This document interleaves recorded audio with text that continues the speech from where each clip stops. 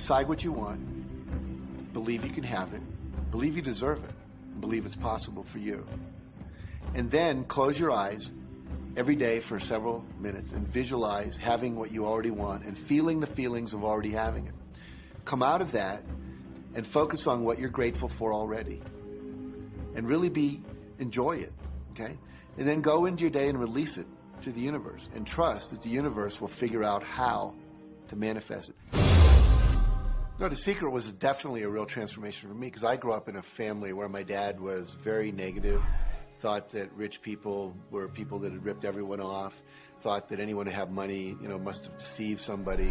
And so I grew up with a lot of beliefs about money, that if you had it, it made you bad. Only evil people have money. And, money doesn't grow on trees. That was a big one. Who do you think I am, Rockefeller? That was one of his favorite phrases. So I grew up truly believing that life was difficult, that it was hard, you had to struggle. And it was only when I met W. Clement Stone that I literally began to shift my life. Whatever the mind of man can conceive and achieve. When I was working with Stone, he said, I want you to set a goal that's so big that if you achieved it, it would blow your mind. And you would know it's only because of what I've taught you that you would have achieved this goal. Well, at the time, I was making about $8,000 a year. And for some reason, I wanted something that was really measurable. So I said, I want to make $100,000 in a year. Now, I had no idea how I could do that. I saw no strategy, no possibility, but I just said, I'm going to declare that, I'm going to believe it, I'm going to act as if it's true, and release it. And so I did that.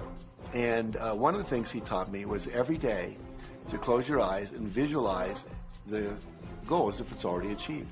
And I had actually made a $100,000 bill that I put on the ceiling. So the first thing I'd see when I woke up, I'd look up and there it was. It would remind me that this was my intention. And then I would close my eyes and visualize having this $100,000 a year lifestyle. And interestingly enough, nothing major happened for about 30 days. I didn't have any great breakthrough ideas. No one was offering me more money. And all of a sudden, I was in the shower. It was about 4 weeks into it, and I had a $100,000 idea. It just came right into my head. I had a book I had written, and I said, if I could sell 400,000 copies of my book at a quarter each, that would be $100,000. Now, the book was there, but I never had this thought. And one of the secrets, I think, is that when you have inspired thought, you have to trust it, and you have to act on it. Now, I didn't know how to do that. I didn't know how I was going to sell 400,000 copies. We'd never done that. And then I saw the National Enquirer at the supermarket. I had seen that millions of times, and it was just background. And all of a sudden, it jumped out of me as foreground, and I thought, wow, if readers knew about my book, certainly 400,000 people would go out and buy it. And about 6 weeks later, I gave a talk at Hunter College in New York to 600 teachers, and this lady comes up at the end and she says, that was a great talk. I'd like to interview you.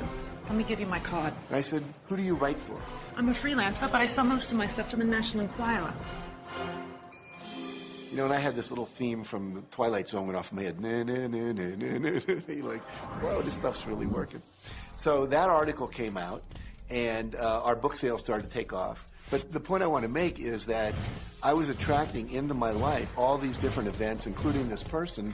And to make a long story short, I did not make $100,000 that year. We made $92,327. But do you think we were like depressed and going, this doesn't work? No, we were going, whoa, this is amazing. And so my wife said to me, wow, if it works for 100,000, you think it'd work for 1 million? And I said, I don't know. I think so. Let's try it. My publisher actually wrote me a check as a royalty check for our first Chicken Soup for the Soul book. And he actually put a smiley face in his signature because it was the first $1 million check he'd ever written. And so I know from my own experience, because I wanted to test it, does this secret really work? And when we put it to the test, it absolutely worked. And now I live my life from that every single day.